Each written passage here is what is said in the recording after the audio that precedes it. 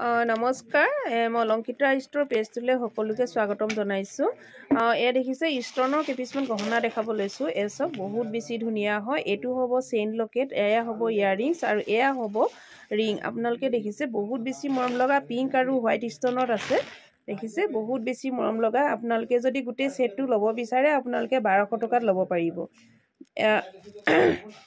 পিয়ৰ copper বেছত আহিব গহনাটো, পিয়ৰ copper বেছত আৰু এক পিচ দেখাব লৈছোঁ হোৱাইট ষ্টনত। এচব বহুত বেছি ধুনীয়া হয়। দেখিছে পাত পাত ডিজাইনত লকেটটো থাকিব আৰু এয়া হ'ব পেণ্ডেণ্টটো আপোনাৰ এনেকুৱা হ'ব। এয়া হ'ব ইয়াৰিংছ, এনেকুৱা টপ হ'ব। দেখিছে বহুত বেছি মৰম লগা আৰু এয়া হ'ব ৰিং। আপোনালোকে এই ছেটটো আপোনালোকে ল'ব পাৰিব 1200 টকাত। এনেকৈ চেইন থাকিব, চেইনডাল এক্সচেঞ্জ কৰোঁ বুলি ক'লেও আপোনালোকে পাৰিব।